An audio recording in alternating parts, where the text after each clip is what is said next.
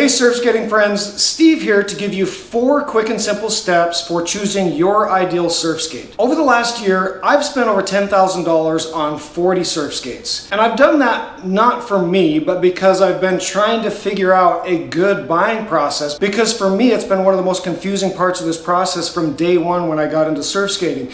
And so I have been trying to solve this problem of a really good predictable process for choosing the proper surf skates, not only from one company, but from company to company. And so after riding that many surf skates, I finally cracked the code and figured it out and came up with a formula. Now, if you're a geek like me, I put out a 44-minute, very long technical explanation of this whole formula, and you can click on the link above if you want the full explanation. But if you're a bottom liner and you just want it fast and furious, this video is for you. But before we get started, the very first thing you're going to do is go to magicsurfskateformula.com, where you're going to get a free download of the entire formula. It's 16 pages, full color. It comes with detailed graph, charts, and measurements. And the most important thing that you're going to get out of that is this cheat sheet that gives you some very important measurements. And you're not really going to be able to fully apply the formula unless you have this cheat sheet. So real quickly, go to magicsurfskateformula.com,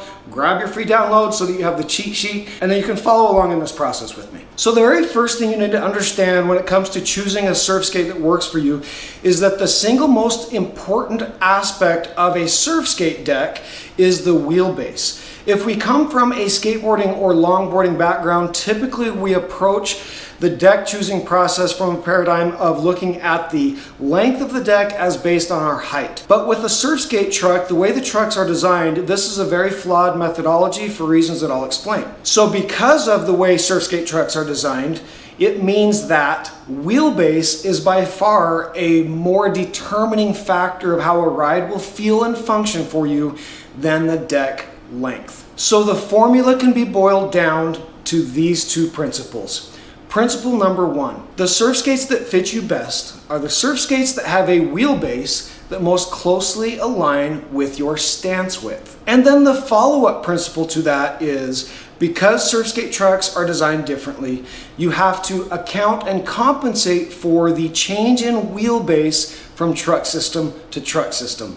And my formula does all that math and all that translation for you. If you get your cheat sheet at magicsurfskateformula.com, you'll see all the measurements for the top 7 surf skate trucks on the market. Really quickly, to understand why wheelbase is so important on surf skating is because, in contrast to skateboarding or longboarding, we are doing side-to-side lateral pumping, and we are also doing tight carving.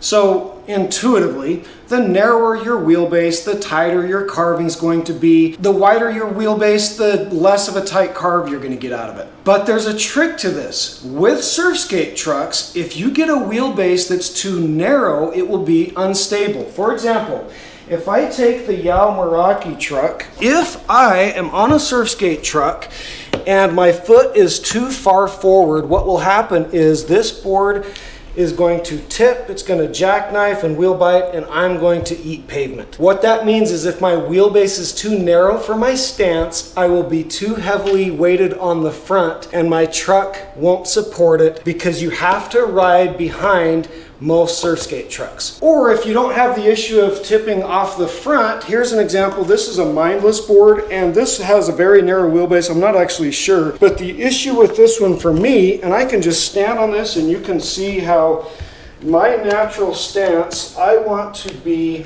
like this. And a result of this narrow wheelbase with my foot hanging back here, it means that this board is tippy on me. So this Mindless, I can ride it, but it's not ideal for me because the wheelbase is too narrow. So with the surf skate, wheelbase is king. No other aspect of a deck matters if you don't get the right wheelbase first. Length doesn't matter, concave doesn't matter, shape doesn't matter, foot placement, all those other factors.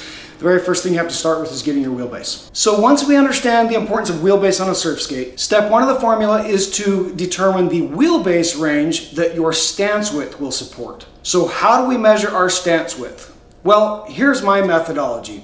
Essentially, what I do is I grab a tape measure and I just kind of get in my natural stance, and I just kind of like pretend like I would be surfing or or skating, whatever, and I'm just kind of moving, I'm flexing, pretending like there's movement, and just trying to settle into the most natural stance for me that feels the most comfortable, that feels the most balanced. And once I feel exactly how I want to ride, then I'm going to measure the distance between my inner feet of the arches. And you're going to do this in your bare feet. So in my case, if you look at this, you'll see that my stance width between the middle of my inner feet is 18 inches. So what that means is that for me, the surf skates that fit me the best are the ones with the wheelbase that are closest to that 18-inch stance. And the measurements of wheelbase matter very much. Like literally a quarter difference will make a very big difference in the ride. And so it's very important that you keep that within a fairly narrow range.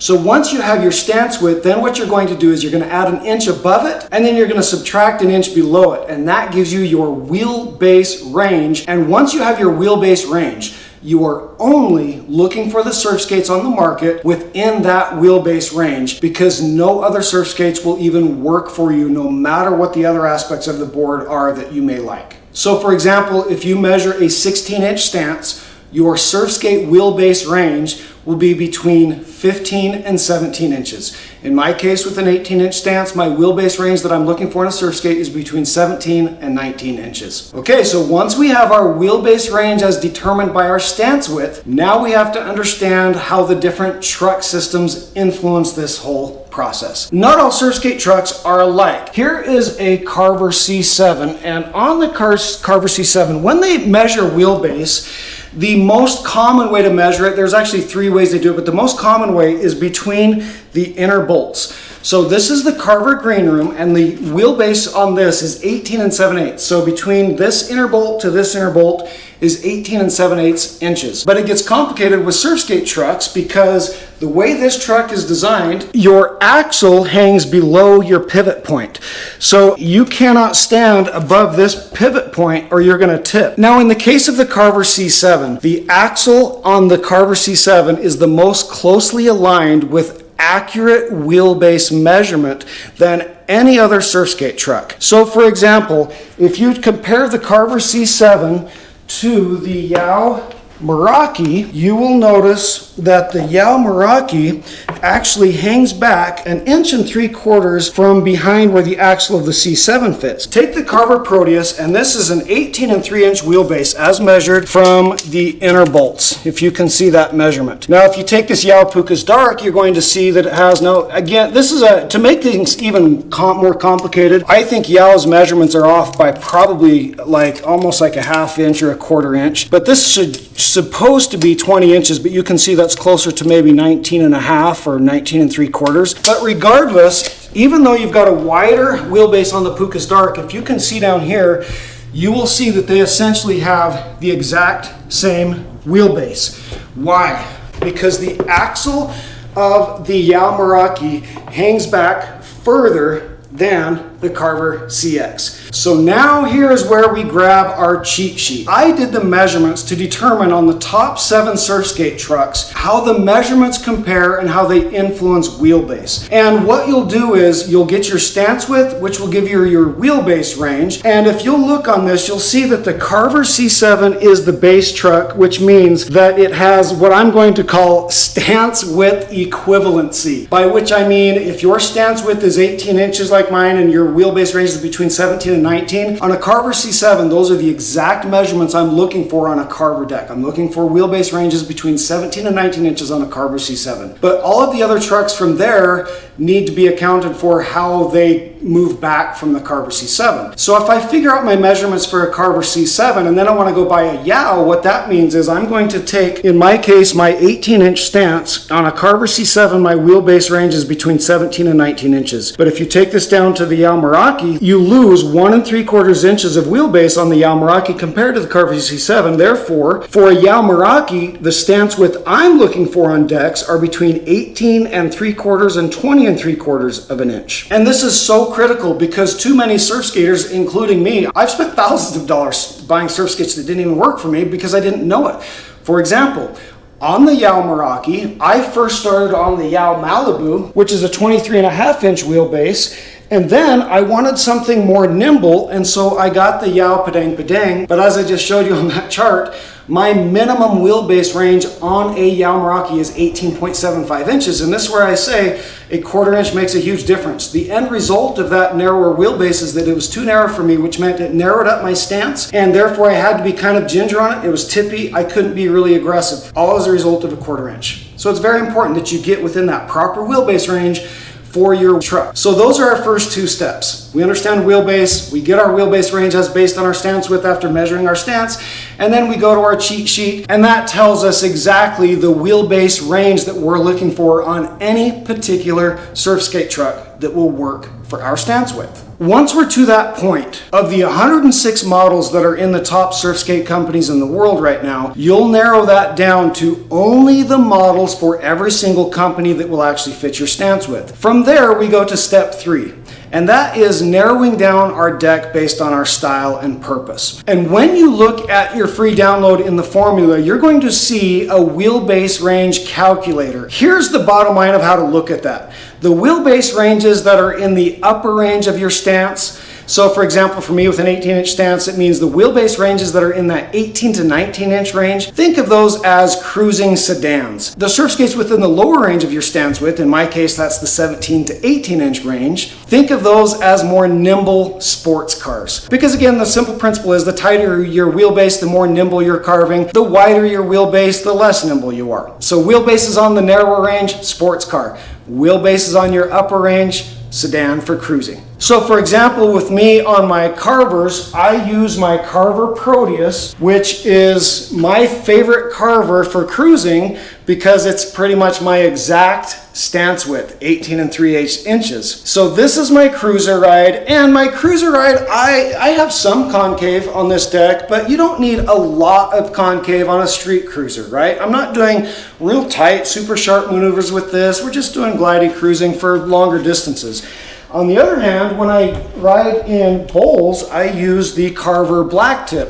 This is a narrower wheelbase. This is a 17.5-inch wheelbase. So it automatically makes it more nimble, more like a sports car. And then since I want more of a sports car feel, on the lower end, I typically want decks that have higher concave. So you can see the concave on this Blacktip as compared to the Proteus, and it's a major difference. And again, I'm using this for bull riding. It's like a sports car. I want that locked in feel. I've got good foot pockets, but it's understanding that wheelbase principle and that wheelbase calculator that helps you make those determinations. So if you're looking for more of a sports car feel that's tighter, nimble, tighter surf maneuvers, you want to be locked in, you want more concave, now you know the attributes of a deck that you're going to zero in on, and you know the lower wheelbase range that you're going to be zeroing in on. If you want just more of a basic street cruiser for longer distances, then you're going to look for that upper wheelbase range, and you're probably going to need less concave. So for example, this Yao Malibu, this was one of the first I bought, and it's a very flat deck, and all Yao decks for me are way too flat. I'm not a fan of them, but this is the one Yao deck where it doesn't matter if it's flat because it's just so long. It's 36 inches long, 23.5-inch wheelbase, and I just don't need much concave. You're just doing glidey cruising like a longboard surfboard. So once you've gone through these first 3 steps, by then you should have a really clear idea. Your list should be narrowed down to, I'm going to say probably no more than 8 or 10 models on the market at most. And then from there, you're just going to be making your final decisions. You're just going to look at all of the other factors. What's the concave look like? What does the foot placement look like? Does it have a good kicktail for what you're doing? So if you have a clear idea of what you're doing, once you take it from 106 models on the market from the top 6 companies down to 10, well, at that point, it becomes actually a fairly easy choice. So those are the 4 steps of how you go about choosing a surf skate deck that will work for you. The first one that you buy from this formula may not be your very favorite ride that you ever buy,